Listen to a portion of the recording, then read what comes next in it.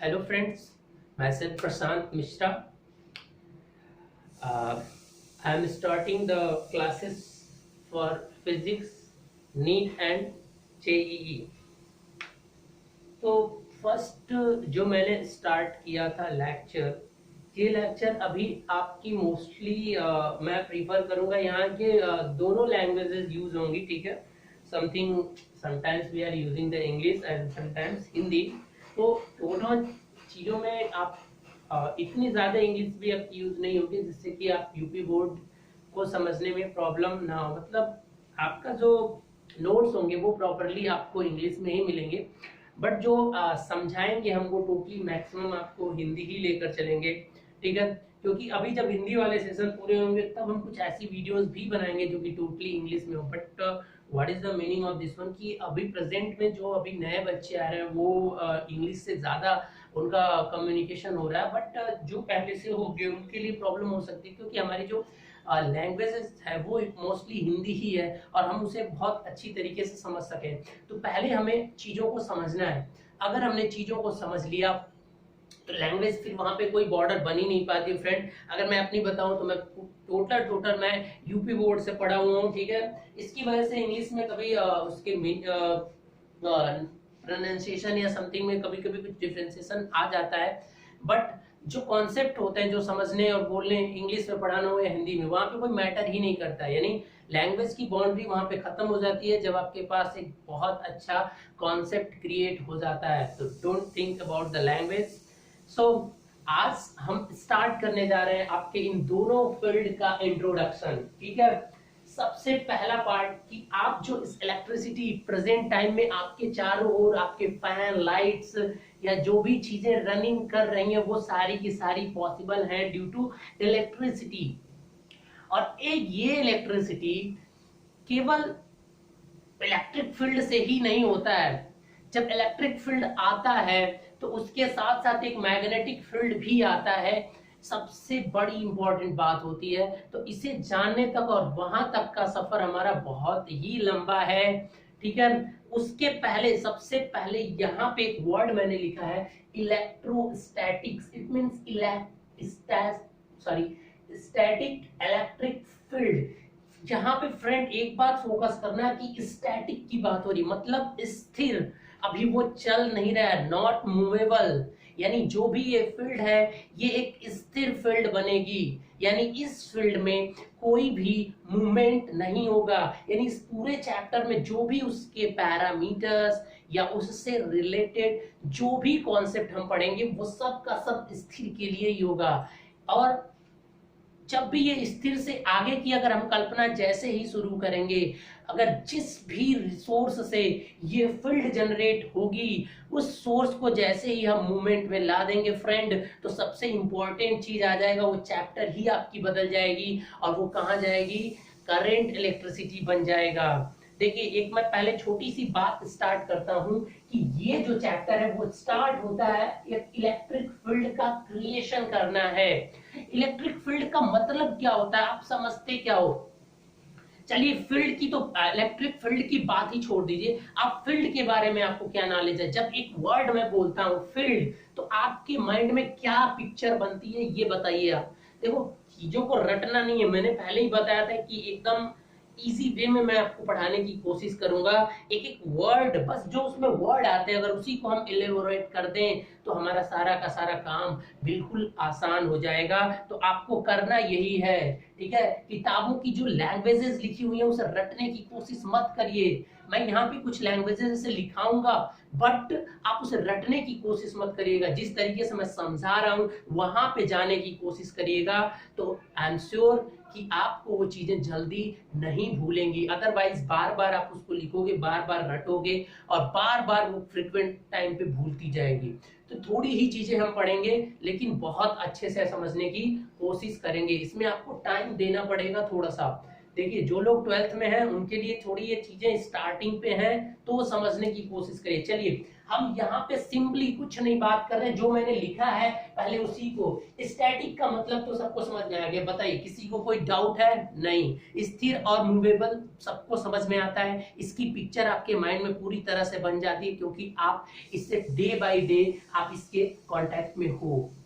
जैसे ही मैं स्थिर बोलूंगा आपके दिमाग में तुरंत पिक्चर बनती है स्थिर और चलने की, क्योंकि आपके माइंड ने शुरू से वो चीजें देखी है। लेकिन जैसे ही मैं ये इलेक्ट्रिक फील्ड की बात करूंगा तो इसमें आपकी तुरंत की तुरंत पिक्चर नहीं बनेगी। जैसे ही मैं फील्ड की बात करूंगा तो फील्ड का नाम भी आपने बहुत बार सुना है, लेकिन एक पिक्चर नहीं बना पा रहे हो आप। तो चलिए इलेक्ट्रिक फील्ड को छोड़ दीजिए, अभी आप बस फील्ड पे आ जाइए।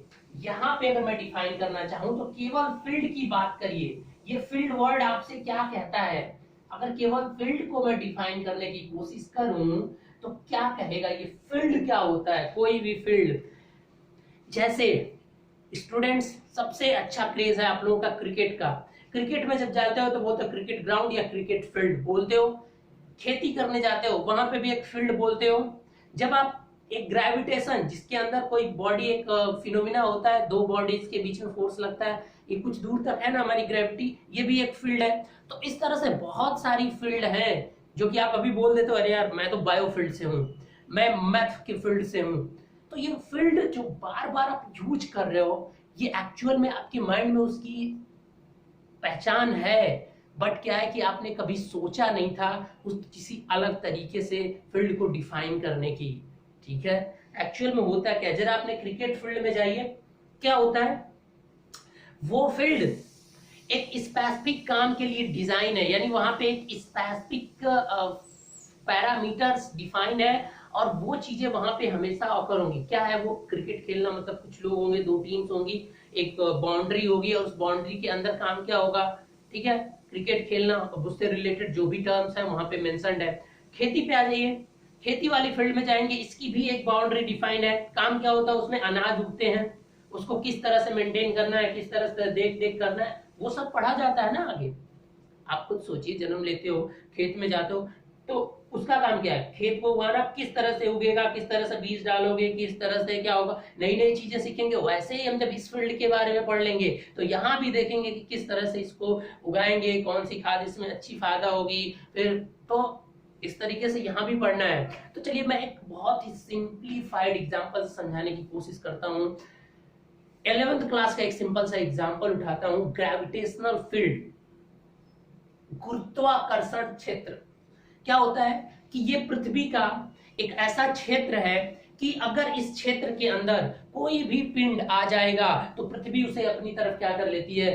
खींच लेती है या नहीं है? ठीक है, पृथ्वी के कुछ मीटर हाइट तक ही ऐसा पॉसिबल है या नहीं है? उसके ऊपर पृथ्वी उसे खींच पाती है? बिल्कुल नहीं। तो जहां तक वो खींचती है उस वाले क्षेत्र को हम कहते हैं गुरुत्वाकर्षण क्षेत्र। अब ये गुरुत्वाकर्षण क्षेत्र या फील्ड का मतलब, तो पहले फील्ड का मतलब तो समझिए। तो फील्ड को पहले मैं यहाँ पे एक बार लिखता हूँ, उसके बाद मैं इसे और अच्छे से एक्सप्लेन करता हूँ, या पहले एक्सप्लेन कर लें? अच्छा चलिए पहले एक्सप्लेन कर लेते हैं। तो इस फील्ड में होता क्या है, जरा ध्यान से देखिएगा कि इस फील्ड में जैसे ही कोई बॉडी है, ये पृथ्वी ऑलरेडी एक बॉडी है, तो दोनों के बीच में एक अट्रैक्शन फोर्स लग रहा है, यानी एक ऐसा फिनोमिना है जो हमेशा ऑकर हो रहा है, that is known as attraction force. यानी इस फील्ड के अंदर अगर दो बॉडीज कभी भी होंगी, जैसे मैं और आप यहाँ पे खड़े हो जाइए, तब भी हमारे पास एक फोर्स लगेगा, श्योर है, कोई डाउट नहीं है। बट प्रॉब्लम क्या है कि हमारा जो मास है वो बहुत ही छोटा है, जिससे हम इस फोर्स का अनुभव नहीं कर पाते हैं, जिसका बोला जाता है गुरुत्वाकर्षण बल। तो जैसे ही कोई बॉडी एक बाउंड्री होती है उसके अंदर आता है तो पृथ्वी उसे क्या कर लेती है? दोनों के बीच में फोर्स लगता है। आप कहोगे कि सर यहाँ पे अट्रैक्शन हो जा रहा है और हम और आपके बीच में तो नहीं हुआ था। तो पृथ्वी का मास कितना है बेटा? बहुत ज्यादा है। तो पृथ्वी का मास अगर बहुत ज्यादा है तो क्या होगा कि ये फोर्स आपको दिखेगा, अदरवाइज फील नहीं होगा। आप और हम अगर पास में हैं तो हमारे बीच में भी वो फोर्स लग रहा है, गुरुत्वाकर्षण बल, लेकिन हम उसे फील नहीं कर पा रहे हैं क्योंकि हमारा मास बहुत ही कम है। ये फोर्सेस कहाँ पे फील होते हैं? बहुत बड़े बड़े जैसे सन हो गया और हमारी पृथ्वी हो गई, इनके बीच में लगता है एक गुरुत्वाकर्षण बल। तो सिंपली एक बात बताइए कि अब डिफिनेशन क्या बनी कि फील्ड का मतलब क्या हुआ कि एक ऐसा रीजन या क्षेत्र, रीजन का मतलब समझो ना क्षेत्र, या कोई स्मॉल स्पेस, स्पेस का मतलब 3 डायमेंशन में वो क्षेत्र।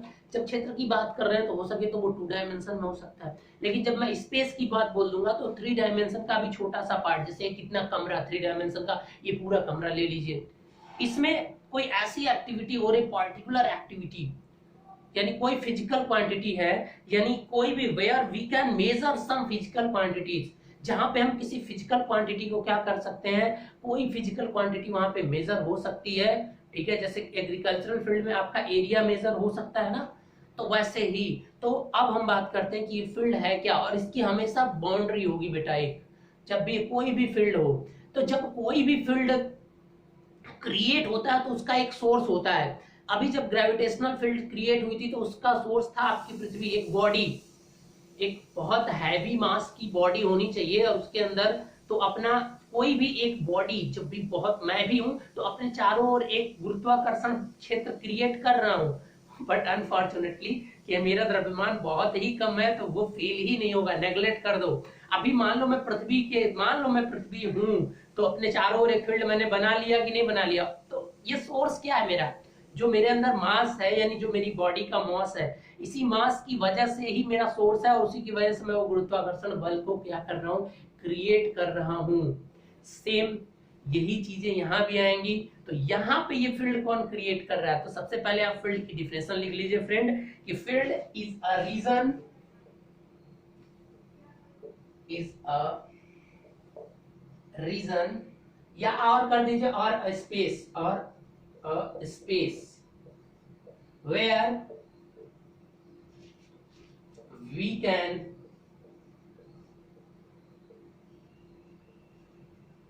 measure of physical quantities.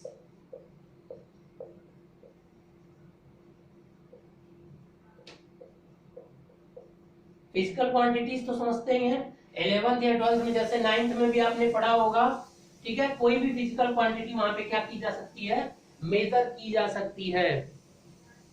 तो अब बेटा इलेक्ट्रिक फील्ड की अगर बात करें तो यहाँ पे क्या मेजर होगा, इलेक्ट्रिक इफेक्ट मेजर होगा। तो अब इलेक्ट्रिक फील्ड की भी लिख लीजिए कि अगर हम इलेक्ट्रिक फील्ड की स्पेशली बात करें, electric field,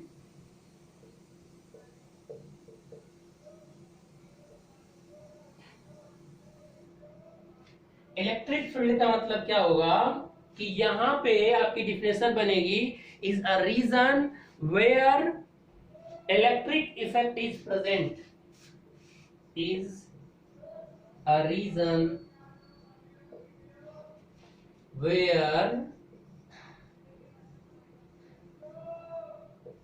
electric field is, sorry electric effect करिए, electric effect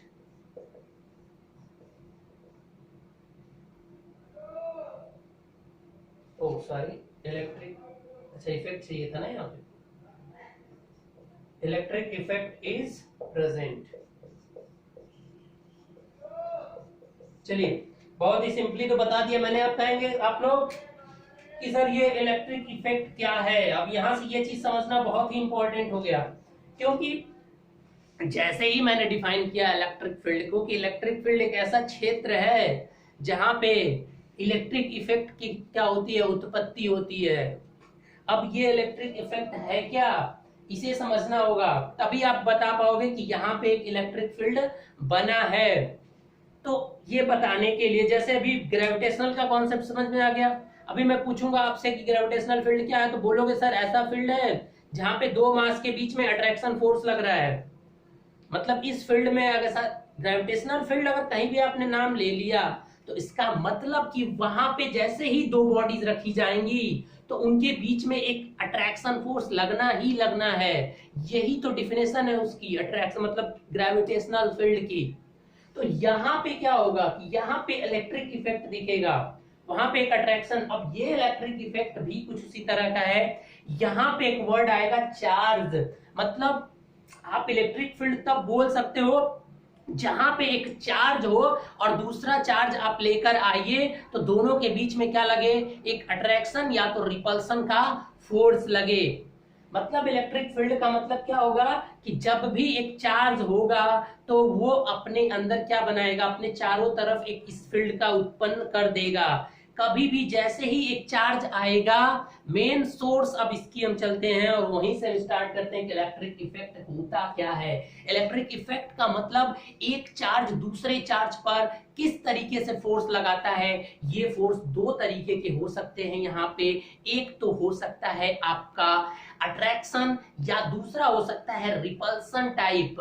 but gravitational field में वो फोर्स ओनली अट्रैक्शन टाइप ही होता है। कुलाम ने बताया था, सॉरी आपका न्यूटन ने बताया था वहां पे कि जैसे ही दो मास आपके होते हैं तो दोनों के बीच में एक हमेशा अट्रैक्शन फोर्स लगता है। वहीं से स्टार्ट हुई थी उसकी कल्पना।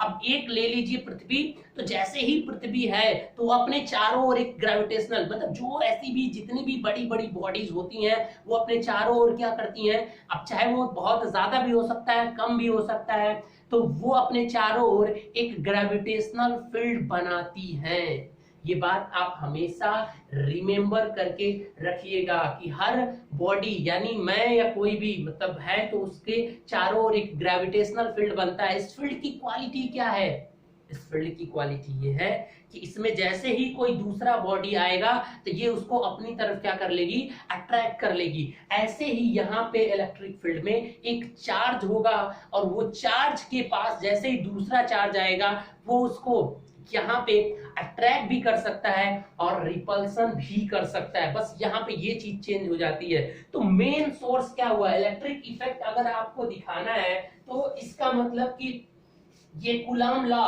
वही है इलेक्ट्रिक इफेक्ट। तो अभी हम कूलॉम लॉ को आगे एक्सप्लेन करेंगे। तो यहाँ पे अब ये बताइए कि मेन सोर्स क्या दिखा आपको। यहां से अगर इलेक्ट्रिक फील्ड आपको क्रिएट करना है, अगर इलेक्ट्रिक फील्ड क्रिएट करना है तो मेन सोर्स क्या हो गया, मेन सोर्स है बेटा यहाँ पे सिंपली चार्ज। मेन सोर्स क्या है, चार्ज। अब सबसे बड़ी चीज तो यही है कि इसको पिक्चर बनाना है चार्ज की, क्योंकि जैसे ही मैं बोलूंगा कि एक चार्ज है यहाँ पे मैंने रख दिया तो श्योर है कि उसके चारों ओर 3 डायमेंशन में एक एक इलेक्ट्रिक फील्ड बन जाएगी। अब उस इलेक्ट्रिक फील्ड की क्या क्या क्वालिटी होंगी, उसमें क्या क्या पैरामीटर्स आएंगे, उसको किस तरीके से डिफाइन करेंगे, पूरा डिटेल से वही तो पढ़ना होता है यहाँ पे। ठीक है, तो पहले आप उस सोर्स को क्रिएट करिए, मतलब उस फील्ड को क्रिएट करिए, फिर उसमें कौन कौन से फिनोमिना होंगे और क्या क्या पैरामीटर्स होंगे जो उस फील्ड के बारे में कुछ कुछ चीजें बताएंगे। मतलब जैसे एक इंसान का जन्म होता है तो धीरे धीरे वो विकसित होता है, उसके अंदर बहुत सारी क्वालिटीज आती है और उन सारी क्वालिटीज को क्या किया जाता है, बताया जाता है। वैसे ही अभी इसका हम जन्म करेंगे, इसके बाद इसके अंदर बहुत सारी क्वालिटीज पैरामीटर्स जो इसके बारे में बहुत कुछ बताएंगे। तो सबसे पहले तो इसका जन्म किससे हो रहा है, इलेक्ट्रिक फील्ड जन्म किससे लेता है, चार्ज से। इलेक्ट्रिक फील्ड का जन्म किससे होता है, चार्ज से। यानी कहीं भी चार्ज आ गया तो वहां उसके चारों ओर इलेक्ट्रिक फील्ड बन जाना है, श्योर है। वो स्टैटिक इलेक्ट्रिक फील्ड ही बनेगा, अगर स्थिर है तो। चार्ज अभी स्थिर ही है तो वो स्थिर इलेक्ट्रिक फील्ड बनेगा। तो अब क्वेश्चन ये है कि ये चार्ज को हम कैसे लाएं, चार्ज कैसे बनाएं, चार्ज होता क्या है। ठीक है, सबसे इंपॉर्टेंट क्वेश्चन। तो अब ये आपको पता चल गया यहाँ पे इतनी सारी चीजों के बाद कि यहाँ पे मेन सोर्स आपका इलेक्ट्रिक फील्ड का चार्ज होता है। तो ऐसे ही आप मैग्नेटिक फील्ड में चलिए और उसके हम सोर्स को पहले देख लेते हैं पूरा, इसके बाद हम आगे बढ़ेंगे कि चार्ज क्या होता है और इधर जो चीजें होंगी वो मैग्नेटिक फील्ड में क्या होगा। कि मैग्नेटिक फील्ड क्या होगा कि magnetic field is a region, magnetic field is a reason, क्या हो जाएगा, वेयर इलेक्ट्रिक इफेक्ट था, यहां पे क्या हो जाएगा, where magnetic effect, where magnetic effect is present. देखो फ्रेंड, थोड़ा सा आप साथ रखना, मैं जो ये अभी बेस बना रहा हूँ ये बेस बहुत ही अच्छा है। आप अगर इस तरीके से समझने की कोशिश करोगे तो ट्रस्ट मी एक या 2 दिन साथ चलने के बाद आपको समझ में आ जाएगा कि इस बेस का एडवांटेज क्या है। क्योंकि जो लोग 12th में होंगे वो इस तरह की चीजों को सोचे नहीं होंगे, कुछ नई तरह की चीजें आपके पास जा रही हैं। लेकिन ये जो नई तरीके की चीजें हैं ये अच्छी हैं, ट्रस्ट मी, ठीक है। कुछ दिन आप साथ में बने रहिए, आपको समझ में वैसे भी आ जाएगा। तो अब आप मैग्नेटिक इफेक्ट, अब यहाँ पे मैग्नेटिक इफेक्ट को समझना है तो सेम यहाँ भी वैसे ही आएगा। इसके मेन सोर्स को समझ लीजिए पहले, इसके बाद इसकी कहानी हम आपको बता दे रहे हैं। मेन सोर्स, इसका जो मेन सोर्स है वो है आपका मैग्नेट।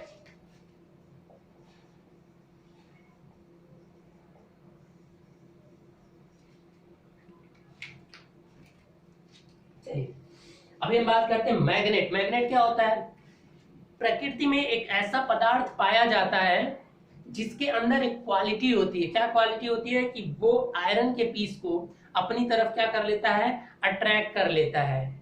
ये नेचर में नेचुरल, मतलब नेचर में प्रेजेंट है ऐसे मटेरियल, ठीक है। एक मिनट, चलिए ठीक है, चलिए। नेचर में आपके ऐसे मटेरियल अवेलेबल है। मान लीजिए कि ऐसे ये मटेरियल है और इसके पास ऐसी प्रॉपर्टी है कि अपने चारों ओर लोहे के टुकड़ों को या लोहे के पार्टिकल्स को अपनी तरफ अट्रैक्ट कर सकता है। तो ऐसे मटेरियल्स को हम बोलते हैं मैग्नेट, ठीक है। ऐसे मटेरियल को क्या बोलते हैं? मैग्नेट। और जैसे ही मैग्नेट की बात होती है तो एक बाहर मैग्नेट का सिंपल सा एग्जांपल लेकर चलिए। तो मैग्नेट को सिंपली इतना सब लोग समझते हैं कि मैग्नेट हमेशा 2 पोल होते हैं। ये पोल होते क्या है, किस तरह से बनता है ये मैग्नेट, क्यों नॉर्थ पोल और साउथ पोल का जनरेशन होता है, ये सब हम बहुत डिटेल से देखेंगे। फिलहाल अभी आप एक एज्यूम करके चलिए कि जो ओरिजिनेशन है मैग्नेटिक फील्ड का वो किससे उत्पन्न होगा। मतलब जैसे ही मैं यहाँ पे एक मैग्नेट रखूंगा मान लो, तो ये इसके चारों ओर एक 3 डायमेंशन में एक मैग्नेटिक इफेक्ट क्रिएट होगा, यानी मैग्नेटिक फील्ड बन जाएगा। उस फील्ड का मतलब क्या है कि इसमें कोई दूसरा मैग्नेट आप लेकर आओगे तो क्या होगा? उस पर एक रिपल्सन या अट्रैक्शन फोर्स होगा। ये एक्सपेरिमेंट बहुत आसानी से आप कर सकते हो फ्रेंड। 2 बार मैग्नेट लीजिए, आपके मार्केट में बहुत आसानी से अवेलेबल है। मान लीजिए ये 2 बार मैग्नेट है, ये बार मैग्नेट, और इसका आपको कुछ नहीं पता है what is the north pole, what is the south pole, you don't know anything, you have no any idea what is the pole, but you have these 2 type of materials. First one is it's also a magnet, it's also a magnet. First we set like that. मैंने इसको कुछ इस तरीके से रखा तो आप देखोगे कि ये जैसे ही दूरी कम करोगे ये अपनी इसको खींच के दोनों एक दूसरे को चिपका लेंगे। लेकिन जैसे इसको पोलैरिटी बदल के आप करोगे तो ये क्या करेगा? फिर एक बार दोनों को क्या करने लगता है? रिपल करता है। What is the meaning? ये एक मैग्नेट रखा आपने, you have no idea what is the poles, remember that, just put there and thought about this experiment. यहाँ पे मैं मैग्नेट को लेके यहाँ पे था, कोई फोर्स लग रहा था? कोई फोर्स ही नहीं लगी। अपनी तरफ खींचा या इसको रिपल किया? नहीं किया। आप इसको पकड़े रहना, तभी आपको फील होगा कि ये अपनी तरफ खींच रहा है या दूर भगा रहा है। तो अब और थोड़ा थोड़ा थोड़ा थोड़ा पास करते लाओ। जैसे ही क्या होगा कि एक ऐसी बाउंड्री आएगी कि उसके बाद से अट्रैक्शन या तो रिपल्सन का एक फोर्स का फील होगा आपको।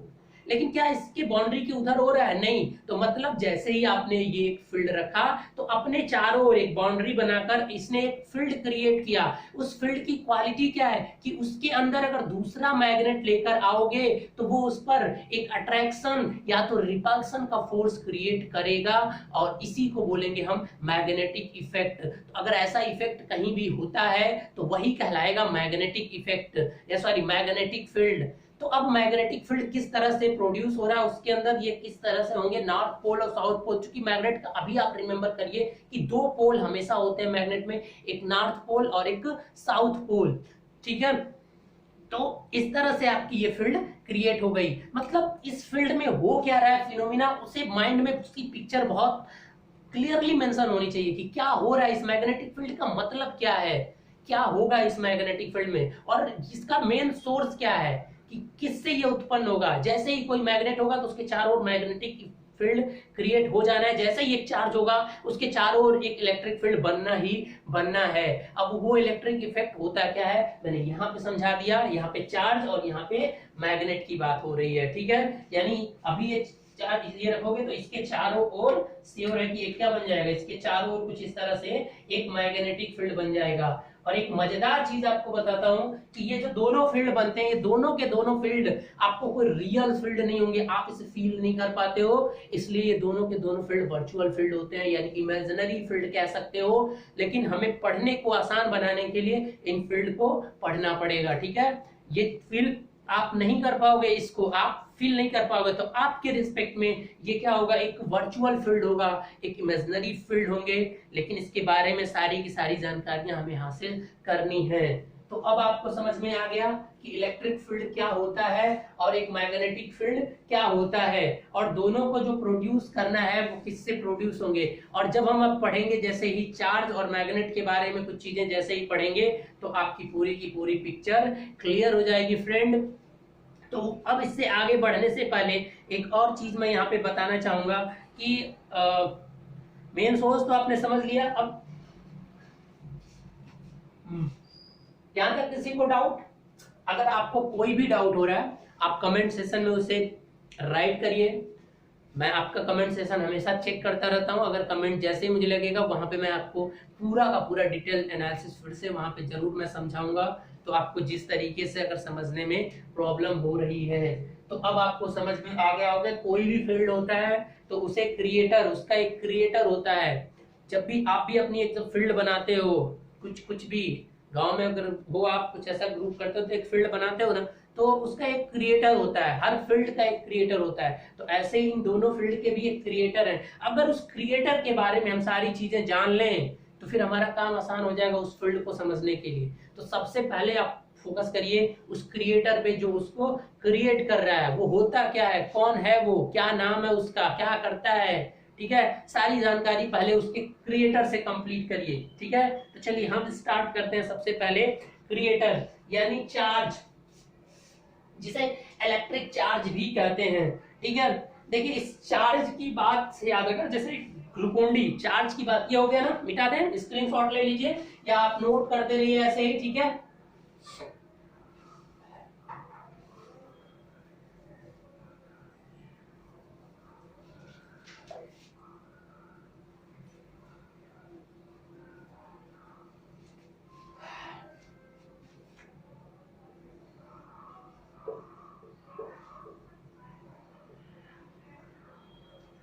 चलिए इलेक्ट्रिक चार्ज या चार्ज जो भी लिखिए, चार्ज करिए बस। क्या होता है भाई, इसको समझने की कोशिश करिए। देखिए बहुत सारे डिफिनेशंस बुक में मिल जाएंगी कि ये ऐसे होता है, ये ऐसे होता है। तो डिफिनेशन से आप कॉन्सेप्ट नहीं बनाते हो, वो चीजें आप लिखते हो। मुझे पता है, मैं भी 11th-12th कर चुका हूँ। तो माइंड क्या करता है, उसको उसी तरीके से याद करने की कोशिश करता है और फिर वही चीजें वो खोजने की कोशिश करता है। तो मेरा जो मैं यहाँ पे स्टार्ट किया, मेरा मोटो यही है कि मैं ये चीज ना आपसे कराऊं। तो जरा ध्यान दीजिएगा, ग्लूकोन डी का ऐड देखा आपने, जस्ट पियो इंस्टेंटली चार्ज, ठीक है। यानी जो इसका कॉन्सेप्ट है वो कुछ एनर्जी का ही खेल है। एनर्जी तो सबको समझ में आती है। जब कहीं से भी कोई प्रॉब्लम सॉल्व नहीं होती है तो आप एनर्जी तक पहुंच जाइए, क्योंकि दुनिया का वर्चस्व ही एनर्जी है। दुनिया अगर है तो इसका मतलब एनर्जी से ही है। तो वहां तक पहुंचने के बाद सारी की सारी कोई भी कॉन्सेप्ट में इलेक्ट्रिकल में बच्चों से बोलता हूँ, अगर नहीं पहुंच पाओ सीधे एनर्जी तक पहुंचना ही है। जो चीज फोर्स से नहीं समझ में आएगी वो लास्ट में एनर्जी तक पहुंच के समझ में आ जाएगा। तो चार्ज को जरा समझने की कोशिश करिएगा। ये चार्ज है क्या, मैं एक लाइन में सिंपल बोल रहा हूं कि अगर कोई भी मटेरियल यहाँ पे एग्जिस्ट कर रहा है, अगर ये पेन यहाँ पे एग्जिस्ट कर रहा है, that is known as charge. The existence of any material is known as charge, ठीक है। The existence of any material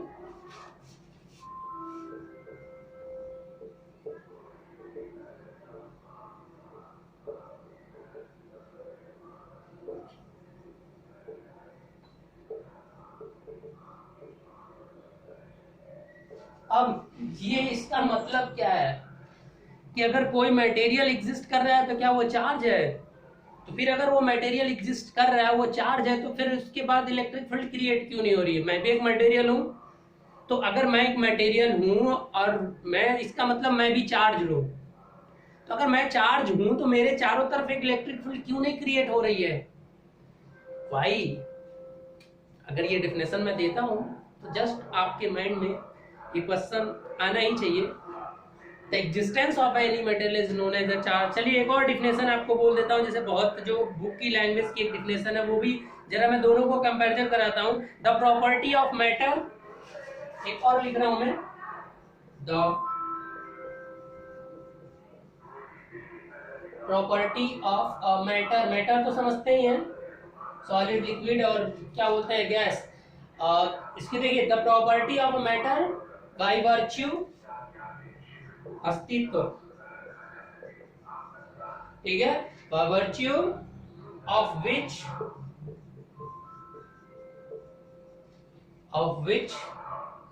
is produced, by which it produces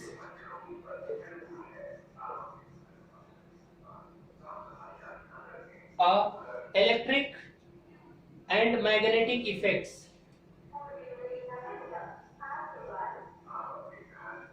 electric and magnetic effects। देखिए ये एक बुक की definition है, ठीक है ना। Magnetic effect is known as charge, देखो मुझे भी ये याद नहीं है, इज नोन एज चार्ज। और मैं ऐसी चीजों पे फोकस नहीं करता हूँ, किसी चीज को रटने उठने पे। यार कितने रटेंगे, अभी इतने सारे सिलेबस है, इतने सारे फील्ड है, क्या क्या रटोगे, पॉसिबल ही नहीं है। देखिए मैं आपको सिंपली चार्ज समझाना है ना, आपको अच्छा, आपको अपने अंदर आपको समझना है होता क्या है। अब उसको रिप्रेजेंट जब आप एक बार समझ जाएंगे ना, और अकेले बैठ के जैसे ही एक बार मंथन करेंगे, तो आप 100 डिफिनेशन अपने माइंड से निकाल दोगे यार, ट्रस्ट मी। तो सिंपल समझिए कि अगर कोई भी मटेरियल है वो चार्ज है। और यहाँ पे क्या लिखा है इन्होंने, एक बुक की डिफिनेशन है, the property of a matter by virtue which it produces electric and magnetic. ये तो मैं पहले भी आपको बता चुका हूँ कि चार्ज ही रिस्पॉन्सिबल है, मेन सोर्स तो चार्ज ही है आपको इलेक्ट्रिक फील्ड क्रिएट करने का, वही तो लिखा है इन्होंने। अब चार्ज की डिफिनेशन आप लिख दोगे, मार्क्स मिल जाएगा, नो बड़ी। लेकिन फिर भी आप कंफ्यूज रहोगे कि चार्ज होता क्या भैया, इलेक्ट्रिक फील्ड तो चार्ज से ही आ रही है, लेकिन होता क्या है, यही कंफ्यूजन आप बहुत बच्चों को रहता है। तो मैं उनसे बता रहा हूँ कि अगर वो चार्ज को समझना चाहता है तो थोड़ा सा यहाँ पे माइंड कंसंट्रेट करें और वो समझे कि the existence of any material is known as charge. What is the meaning of this statement, कि मैं यहाँ पे हूँ या ये मैटर है, तो ये भी क्या है, एक चार्ज है। तो ये चार्ज है, तो इसके चारों ओर magnetic field, sorry electric field क्यों नहीं प्रोड्यूस हो रही है? तो इसका रीजन ये है कि इसके अंदर चार्ज है, बट अगर मैग्नेटिक फील्ड नहीं क्रिएट हो रही है तो इसका मतलब ये नहीं है कि इसके अंदर चार्ज नहीं है। और रीजन क्या हो सकता है, जरा ध्यान दीजिएगा। मैं यहाँ पे खड़ा हूं और मैं यहीं पे खड़ा हूं, मेरी फोर्स लग रहा है, एक लोग मुझे इधर से धक्का दे रहे हैं, एक लोग मुझे इधर से धक्का दे रहे हैं, दोनों का फोर्स सेम है, तो मैं कहीं हिलूंगा नहीं। जब दोनों तरफ से सेम फोर्स लग रहा है तो फिर मैं ऐसे स्टेशनरी ही रहूंगा। तो एक बात बताइए कि किसी मैटर में ऐसा भी तो हो सकता है कि कुछ पार्ट हो चार्ज ऐसे हो जो कि कुछ अलग अस्तित्व रखते हो, कुछ उनका जो क्वालिटी है उसके अपोजिट क्वालिटी में कुछ और भी चार्ज हो, जो दोनों मिलके एक दूसरे को क्या कर दे रहे हैं, न्यूट्रल कर दे रहे हो। और अगर हम ओरिजिनली चार्ज करना चाहते हैं तो हमें क्या करना पड़ेगा, दोनों को अनबैलेंस करना पड़ेगा। और हम जैसे ही अनबैलेंस कर देंगे, शुरू हो जाएगा खेल इलेक्ट्रिसिटी का। Let's see.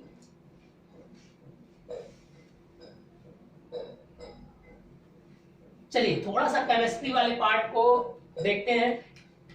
जब भी कोई मैटर बनता है, यानी जो एटम की बात करते हो, एक एटम में डिवाइड होता है।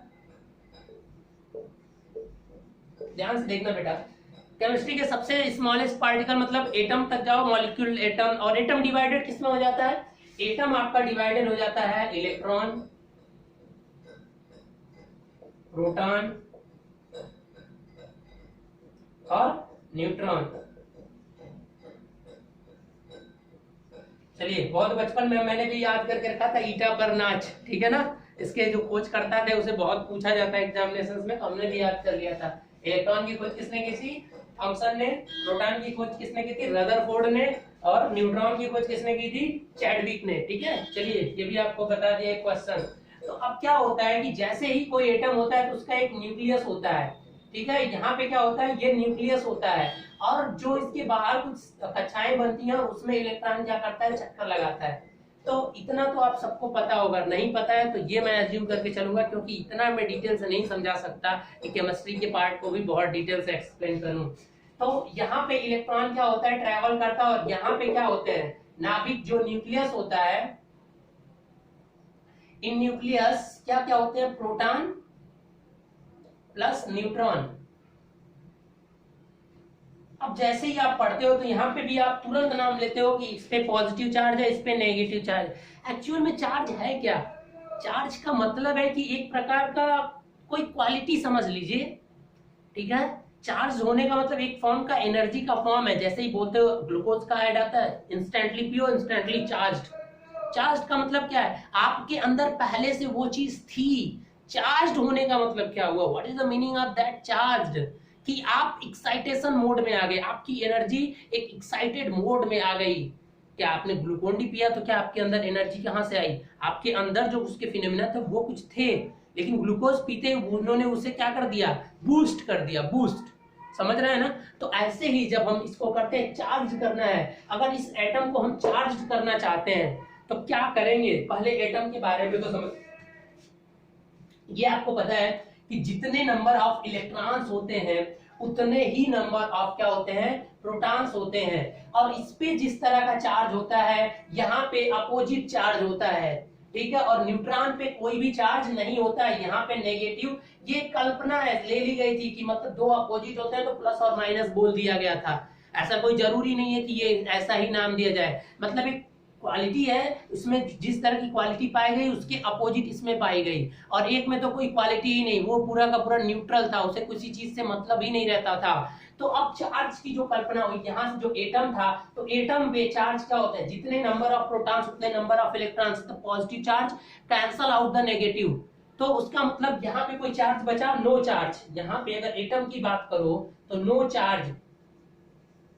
तो जब नो चार्ज है तो मैंने क्या बोला कि एग्जिस्टेंस ऑफ एनी मटेरियल। तो अगर मटेरियल का एग्जिस्टेंस किससे होता है, सबसे स्मॉलेस्ट न्यूट्रॉन प्रोटॉन के पहले आ जाओ तो एटम होगा। तो एटम है, इसमें एटम है या नहीं है, तो इसका मतलब यहाँ पे चार्ज है। The existence of any material is that is known as charge. यानी charge is a property of any matter by which it produce the electric field. You can also say like this one. That is the same statement. But try to understand the concept. कि यहाँ पे अगर आप चाहते हो कि ये atom एक इलेक्ट्रिक फील्ड को क्रिएट करे, उसके पास है वो चीज। जब वो कोई एटम पहले से ये मास है उसके पास, तो उसके पास ये प्रॉपर्टी है। बट अगर आप चाहते हो कि ये अपने चारों ओर एक क्या बनाए, फील्ड बनाए, इलेक्ट्रिक फील्ड, तो इसके चार्ज होना जरूरी है। चार्ज होने से मतलब क्या है कि इसके अंदर चार्ज है। फिर भी मैं चार्ज होने की बात कर रहा हूं। व्हाट इज द मीनिंग, कि दो चार्ज है और दोनों मिलके एक दूसरे को कैंसल कर दे रहे हैं, इसलिए बोला जाता है atom have no charge, it had a neutral. But अगर किसी तरीके से आपने इसके जो प्रोटॉन और इलेक्ट्रॉन है इसको डिसबैलेंस कर दिया, इसके नंबर्स को, तो तुरंत का ये एटम क्या हो जाएगा, पॉजिटिव चार्ज हो जाएगा। मान लीजिए कि किसी तरह से एक एटम था और मैंने उसे, ये पेन है, इसको जस्ट मैं इस तरह से रगड़ देता हूं। जैसे ही आप ये रगड़ते हो तो यहाँ पे यही फिनोमिना आकर होता है। ये एक एटम है बेटा, मैंने बोला था कि यही है आपका चार्ज, ये एटम है। जैसे ही आपने रगड़ा तो रगड़ने की वजह से कुछ इलेक्ट्रॉन इससे क्या हो जाते हैं, बाहर चले जाते हैं। तो जैसे ही बाहर चले गए तो बेटा ये क्या बन गया, आपका पॉजिटिव चार्ज बन जाएगा, पॉजिटिव चार्ज। मतलब अब यहाँ पे मैं समझाने की कोशिश कर रहा हूं, ये एटम था, एटम से एक इलेक्ट्रॉन क्या चला गया बाहर, यहाँ पे बाहर चला गया एक इलेक्ट्रॉन। तो जैसे ही एक इलेक्ट्रॉन बाहर जाएगा मतलब इसने कुछ चीज किसी को दे दिया, तो देते ही ये डोनर बन जाएगा। डोनर बनने की वजह से अब फिर ये एटम क्या बन जाएगा, एक पॉजिटिव चार्ज बन जाएगा। रिमेंबर दैट पॉइंट कि क्या बन जाएगा, ये पॉजिटिव चार्ज बन जाएगा। अब जैसे ही ये पॉजिटिव चार्ज बनेगा तो ये अपने चारों तरफ एक मैग्नेटिक फील्ड, सॉरी एक इलेक्ट्रिक फील्ड को क्रिएट कर लेगा। What is the meaning of that field, इसमें कोई दूसरा चार्ज जैसे ही आएगा तो वो उसको क्या कर लेगा, अपनी ओर अट्रैक्ट करेगा या तो रिपल करेगा। अब ये डिपेंड करेगा कि अगर पॉजिटिव पॉजिटिव चार्ज हैं तो वो क्या करते हैं, रिपल करते हैं, अगर पॉजिटिव नेगेटिव है तो उनके बीच में अट्रैक्शन लगता है। मतलब सेम चार्ज अगर होंगे तो उनके बीच में हमेशा रिपल्सन फोर्स लगेगा, और अगर वो चार्ज अपोजिट होंगे तो उनके बीच में एक अट्रैक्शन फोर्स लगता है। ये मैं नहीं कह रहा हूं, ये कूलाम ने एक एक्सपेरिमेंट में प्रूफ करके आपको दिया था। अभी वो प्रूफ हम आगे देखेंगे, फिलहाल अभी इतनी चीजें आप समझ लीजिए। तो आई होप कि आपको समझ में आ गया होगा कि जो फील्ड होती है उसका ओरिजिन पॉइंट क्या होता है और चार्ज। अब चार्ज की अगर बात करें तो इलेक्ट्रोस्टैटिक्स का अगर डिफिनेशन देना चाहते हो, कुछ बच्चे बोलेंगे तो है क्या कि study of electrical effect of charge. Charge अगर रेस्ट में है तो उसी के बारे में जो स्टडी करेंगे वही हम करते हैं आपका इलेक्ट्रोस्टैटिक्स में। एक स्थिर चार्ज लेना है और उसी की बहुत सारी चीजों को अभी एनालिसिस करना। अभी तो आपने एक छोटी सी चीज देखी, पूरा का बहुत सारी चीजें इसके पास आएंगी और सारी को एक एक करके हमें देखना है। यानी charge is a quantity of electricity responsible for electric phenomena. Electric phenomena के लिए चार्ज ही ऐसी क्वांटिटी है, क्वांटिटी समझ सकते हो, एक फिजिकल क्वांटिटी बोल लो जो कि रिस्पॉन्सिबल है इलेक्ट्रिसिटी के लिए। इलेक्ट्रिसिटी के लिए रिस्पॉन्सिबल कौन है? Only charge and charge. तो यहाँ पे अगर चार्ज को डिफाइन भी करना है, अगर इसके अकॉर्डिंग देखो, ये मैं लिख रहा हूँ इधर, लेकिन ये मैग्नेटिक नहीं, मिटा दे रहा हूँ मैं, नहीं तो आप कंफ्यूज रहोगे और उधर लिख लोगे मैग्नेटिक वाले में।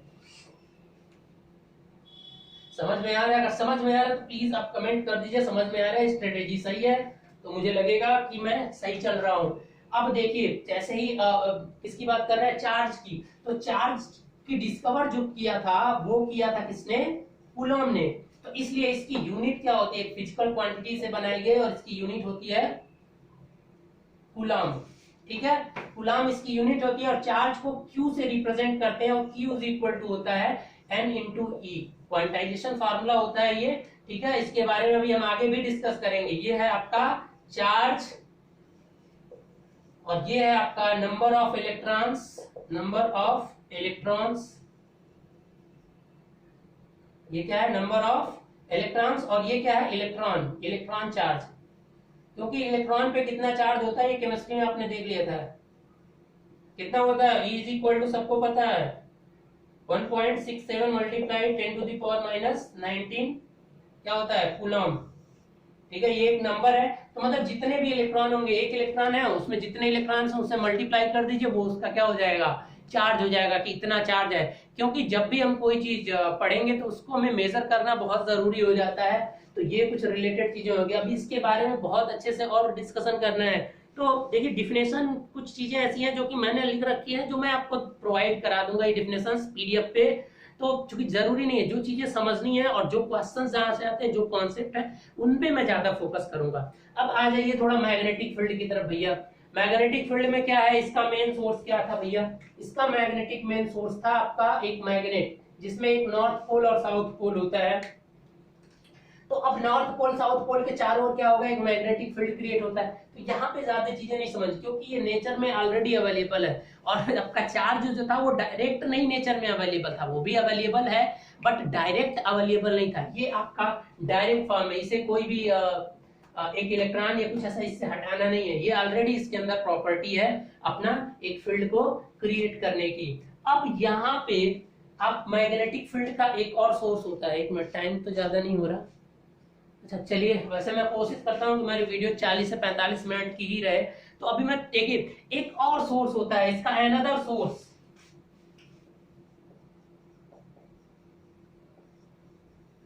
Another source of magnetic.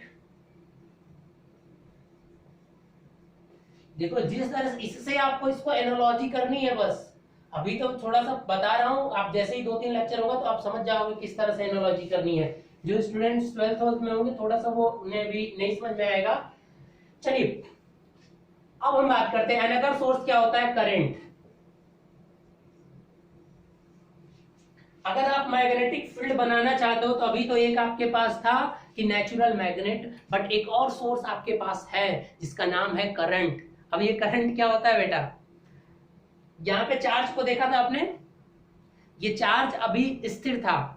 जब तक ये चार्ज स्थिर होगा तब तक वो सारी चीजें इलेक्ट्रोस्टैटिक्स में पढ़ना है। जैसे इस चार्ज में हम मोशन शुरू कर देंगे, start to motion with respect to time, तो अब वहां से करंट का जन्म हो जाता है। तो इसीलिए वो चैप्टर आपका करंट इलेक्ट्रिसिटी में जाएगी। अभी जो भी पढ़ना है वो स्थिर चार्ज से ही पढ़ना है।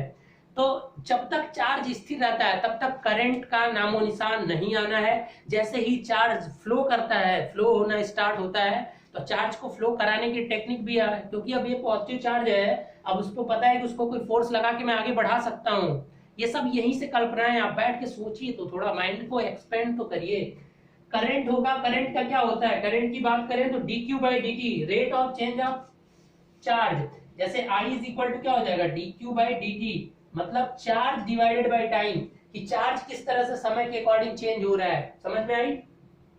तो अब करंट, जैसे ही किसी वायर में करंट फ्लो होगा तो इसके चारों ओर भी क्या हो जाएगा, एक मैग्नेटिक फील्ड क्या हो जाएगा, जनरेट हो जाएगा।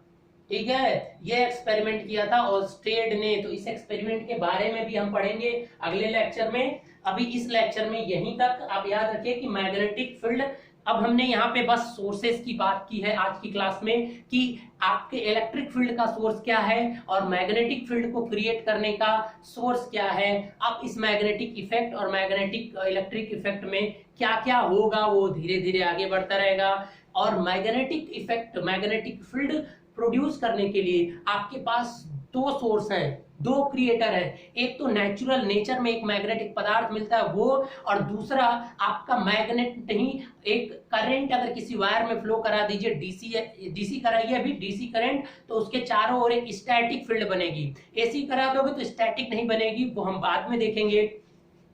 इसमें डीसी करंट फ्लो है तो इसके चारों ओर भी सेम वही प्रॉपर्टी आएगी जो कि इसके चारों ओर ऐसी प्रॉपर्टी बनी थी नेचुरल मैग्नेट की वजह से। ठीक है ना?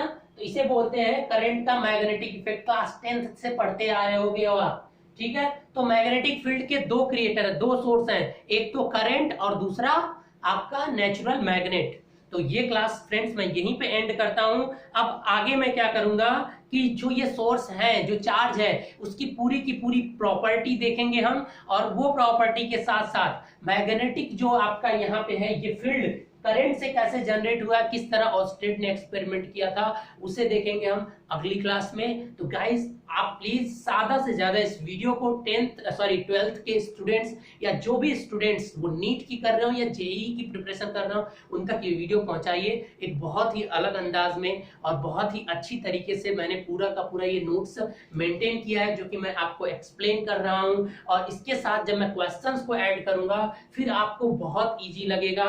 तो थोड़ा सा साथ में चलिए, 2-3 क्लास के बाद से आपको पूरी की पूरी चीजें समझ में आने लगेंगी। Okay guys, thank you. अब प्लीज आप इस वीडियो को ज्यादा से ज्यादा शेयर करते रहिए और प्लीज सब्सक्राइब करिए, जिससे मेरा मनोबल बढ़ेगा और मैं आपको नई नई चीजें क्या होगी बताता रहूंगा। ठीक है, ओके, आज के लिए इतना ही। Thank you.